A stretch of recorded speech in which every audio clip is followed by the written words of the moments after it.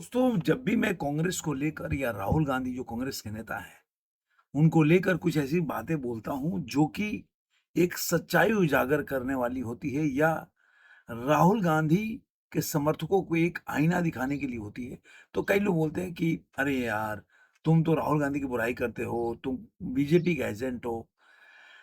मैं जो आज बताने जा रहा हूं, आप देखिए कि कांग्रेस को ही नहीं, सारे के सारे विपक्षी दलों को भी जो इटली के जो विपक्ष के नेता हैं, उनसे सीखना चाहिए। और मैं ये क्यों बोल रहा हूँ, वहाँ के विपक्ष के नेता हैं और वो जो विपक्ष की नेता हैं एली सलाइन, वो मेलोनी की बहुत बड़ी विरोधी हैं।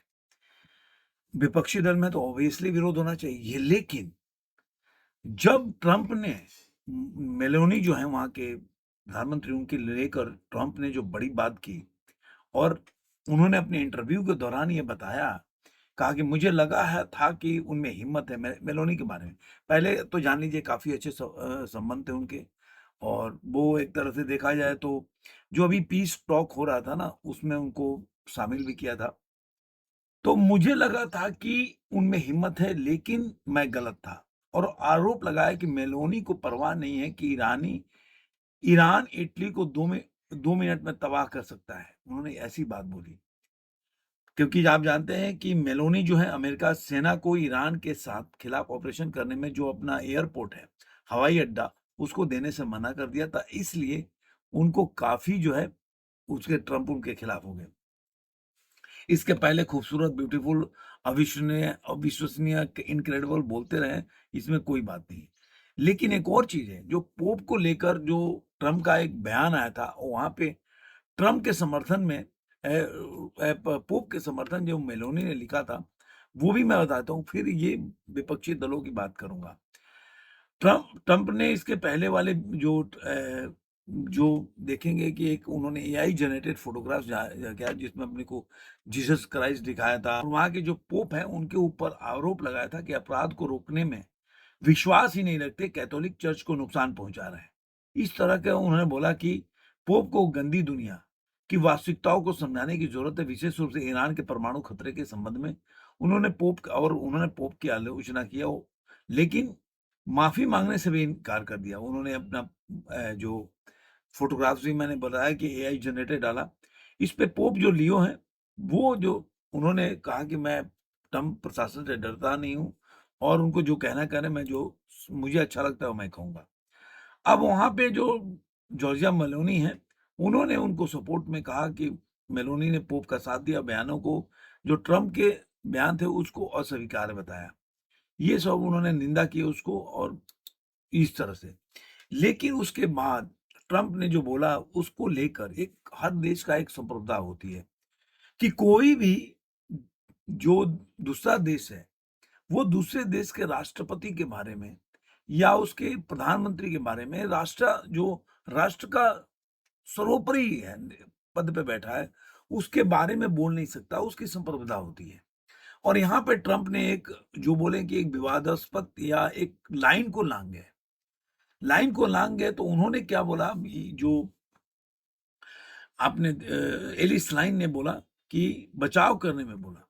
सेलेन ने मेलोनी का समर्थन किया और कहा, वो खुद से बोलती हैं कि यहूदी हैं, ईश्वर किसी भी संघर्ष को आशीर्वाद नहीं देता, ईसाइयों को कभी भी बम गिराने वालों को साथ नहीं देना चाहिए।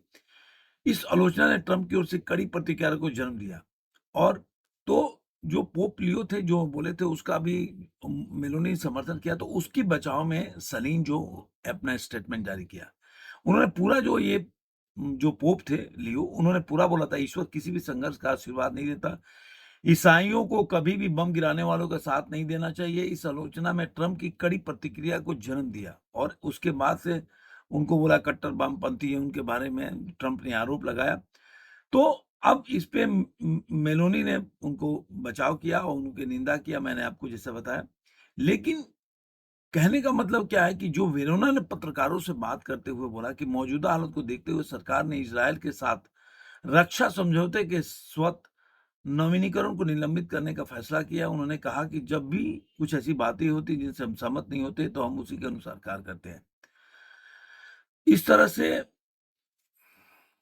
इस तरह से मेलोनी जो है अपनी बात को रखा, उससे ट्रम्प जो है नाराज़ हो गए थे। लेकिन जो वेरोना थी, वेरोना जो वहाँ के सॉरी वेरोना के स्लाइन जो है, उन्होंने इटली में जो है 2023 में इटली की डेमोक्रेटिक पार्टी का नेतृत्व कर रही हैं और मतलब 2023 से, और उनका पिता का पालन-पोषण जर्सी में हुआ, न्यू जर्सी में, और किवुतुस नाहल ओज में रहते हैं, जो 7 अक्टूबर 2023 को तबाह हुए समुदायों में से एक था। बेटी के साथ नेतान्याहू की आलोचना की, लेकिन इतालवी अखबार को बताया कि जहां उनकी बेटी इज़राइल फिलिस्तीनी संघर्ष को 2 राज्य समाधान में विश्वास करती है, वही इससे सहमत नहीं है। होलोकास्ट में मारे गए यहूदियों के रिश्तेदार होने के नाते उन्होंने ये भी कहा कि वे यूरोप में बढ़ते हुए यहूदी विरोधी भावनाओं को लेकर चिंतित हैं। हालांकि वे आमतौर पर अपनी बेटी की राजनीतिक विचारधारा से सहमत है, लेकिन उन्होंने इस बात की चिंता की कि कुछ वामपंथी दक्षिणपंथियों के साथ मिलकर यहूदी विरोधी विचारों को अपना रहे हैं, जो उनके पिता है उनका कहना है। लेकिन जो सबसे बड़ी बात यहाँ की कि जो ये तो उनके पिता का बयान है, लेकिन जो सेलेना ने जो बात बोला ना, वो बड़ी बात है। उन्होंने कहा, मैं यह दोहराना चाहती हूँ कि इटली एक स्वतंत्र संप्रभु देश है और हमारा संविधान स्पष्ट रूप से कहता है, इटली युद्ध का विरोध करता है। सलाइन ने अपने भाषण के दौरान खड़े होकर तालियां बजाई। कोई भी विदेशी राष्ट्राध्यक्ष हमारे देश और हमारी सरकार पर हमला करके धमकी देने या उसका अपमान करने की हिम्मत नहीं कर सकता। हम इस सदन में एक दूसरे के विरोधी हैं, लेकिन हम सभी इतालवी नागरिक, इताल इटली वासियों के प्रतिनिधि हैं। हम सरकार और अपने देश के खिलाफ किसी भी हमले या धमकी के बर्दाश्त नहीं करेंगे। तो इस तरह से उन्होंने जो जॉर्जिया मेलोनी का उन्होंने सपोर्ट किया। अब आप देखिए कि उन्होंने एक बात बताया कि देखिए हम विपक्षी दल हैं, हम जो हैं एक-दूसरे के विरोध करते हैं और करना भी चाहिए राजनीतिक प्रतिद्वंदी होने के नाते। लेकिन जहाँ पे देश की संप्रभुता की बात होती है, कोई बाहरी देश या कोई बाहरी नेता इतना बड़ा अपने राष्ट्राध्यक्ष के बारे में बात बोलता है, तो उसके साथ खड़ा होना चाहिए। लेकिन क्या आपने कभी अपने देश में ऐसी बात सुनी है? आप कोई भी घटना उठा लीजिए। आज जो लोग ट्रम्प को बोलते हैं कि ट्रम्प मतलब जो है गलत बोलते हैं या वो सही नहीं बोलते, उनकी बातें गलत होती है। वो और जिस तरह से ईरान ने बोला कि साथ के साथ झूठ बोले, तो वो लोग जो इंडिया के कांग्रेस पार्टी से लेकर विपक्षी दल है, इसको समर्थन करते हैं। लेकिन जब वही ऑपरेशन सिंदूर पे ट्रम्प का बयान आता है, तो उनके साथ खड़े हो जाते हैं। बब जब भारत की जो जो बोलेंगे कि आर्थिक आर्थिक नीति है या उनका जो ग्रोथ है, उसके बारे में ट्रम्प जो बोलता है, तो उसके साथ खड़े हो जाते हैं। ऐसे ही आप जाएँगे तो जो सर्जिकल स्ट्राइक हुआ या बालाकोट स्ट्राइक हुआ या ऑपरेशन सिंदूर हुआ, तीनों, वहाँ पे जो पाकिस्तान का स्टेटमेंट है, उसके साथ कांग्रेस पार्टी खड़ी होती है और उसके साथ सारे विपक्षी दल खड़े हो जाते हैं। आप देखिए कभी भी कोई भी अगर आज मैं इसीलिए मैं पहले बहुत पहले वीडियो बनाया था कि अगर आज के समय में अगर भारत का ईरान के साथ लड़ाई हो जाए, तो ऐसे कांग्रेसी और विपक्षी दल जो है ईरान के साथ खड़े हो जाएंगे। उनको इससे मतलब नहीं है। वो जो इजराइल जो हमेशा अपने कश्मीर से समस्या हो या कोई भी मामला हो, वो बिना कोई शर्त के खड़ा रहता है। और ईरान का आप स्ट्रेटेजी आज ही के बाद है कि 2 भारतीय विमानों पर उन्होंने फायरिंग भी किया है, जो उनका आईआरजीसी है, उन्होंने उनके जो सैनिक है उन्होंने फायरिंग किया है। उसके बावजूद भी ये ईरान के अपने साथ खड़े रहते हैं। जो ईरान ने अब कश्मीर की समस्या के बारे में, धारा 370 के बारे में, भारत में मुसलमानों की क्या स्थिति है उसके बारे में, जिस तरह से ईरान ने वक्तव्य दिए है, वो भारत के खिलाफ ही है। लेकिन उसके बावजूद भी कांग्रेस तो खड़ी होती है, उसके साथ विपक्षी दल भी खड़े हो जाते हैं। अब समस्या यहीं से खड़ी होती है कि कभी आपने देखा है कि कोई भी समस्या हो, जो कल आपने देखा होगा प्रधानमंत्री का इसके ऊपर एक जो महिला आरक्षण था, उसके ऊपर एक राष्ट्र के नाम संदेश आया। तो उन्होंने भी गिनाया कि भार पहले तो नकारात्मक जो राजनीति होती है, उसके बारे में बोला कि कैसे कांग्रेस की निगेटिव पॉलिटिक्स है। उसके बाद उन्होंने ये भी बताया कि किस तरह भारत के विरोधियों के साथ खड़ी हो जाती है कांग्रेस पार्टी है उसके साथ। उन्होंने भी ऑपरेशन सिंदूर से लेके जितने भी घटनाएं हैं उसके बारे में उन्होंने बताया। ये भारत के, इसीलिए आप अगर हम बोलते हैं कि भारत के विरोधी के हाथ में खेल रहे हैं तो कोई गलत नहीं है। कोई भी भारत की बात हो, भारत की समस्या हो और वहाँ पे फॉरेन पॉलिसी की बात हो, वहाँ पे ये लोग एकदम आँख मूंद के उनके साथ खड़े हो जाते हैं। अभी आप देखिए कि जो अमेरिका की मीटिंग चल रही है जो अभी और पाकिस्तान के अंदर, तो उसका वजह कुछ और है कि आज अमेरिका और ईरान ऐसे कोई जगह नहीं है पाकिस्तान के अलावा जहाँ पे बैठ के दोनों बात कर सकते हैं। वो एक पाकिस्तानी देश बचता है। लेकिन ये लोग उसको मतलब वर्ल्ड के सबसे पावरफुल लीडर के रूप में खड़ा कर चुके हैं। ये बताते हैं कि जो पाकिस्तान है वो विश्व गुरु बन चुका है। मतलब सोचिए कि इनका इनका मस्तिष्क का सोच सोचिए कि ये ऐसा नहीं कि इनको पता नहीं है, ऐसा नहीं है जानते नहीं है, ऐसा नहीं है इनको किसी चीज का इल्म नहीं है। लेकिन भारत का जब भी विरोध होगा तो उनके उसके साथ खड़े हो जाएँगे। जो भी भारत के विरोधी लोग होंगे, उनके साथ खड़े हो जाएँगे। भारत से कहीं भी अगर मान लीजिए कि कोई बोल दे कि भारत की अर्थव्यवस्था गिर रही है, तो वो चाहे वो प्राइवेट कोई इंस्टीट्यूशन हो, वो भारत के जो हैप्पीनेस इंडेक्स जारी करता हो या जिसने आपने देखा होगा बांग्लादेश का हैप्पीनेस इंडेक्स जारी कर रहे थे, पाकिस्तान का जारी कर रहे थे, श्रीलंका में से भी नीचे भारत को बता रहे थे। उनका वो नहीं देखते हैं, वो देखते हैं कि भारत को कैसे डीमीन किया जाए। यहाँ के प्रधानमंत्री को कैसे डीमीन किया जाए। अगर भारत के प्रधानमंत्री के बारे में कोई गलत बात बोले तो कैसे उसके साथ खड़ा हो जाया जाए। ये इनका स्ट्रेटेजी है। अभी ट्रंप के ही मामले में ट्रंप ने ऑपरेशन सिंदूर में बोला तो उसके साथ खड़े थे। अब ट्रंप ईरान के मामले में बोल रहा तो उसके साथ नहीं, ईरान के साथ खड़े हैं।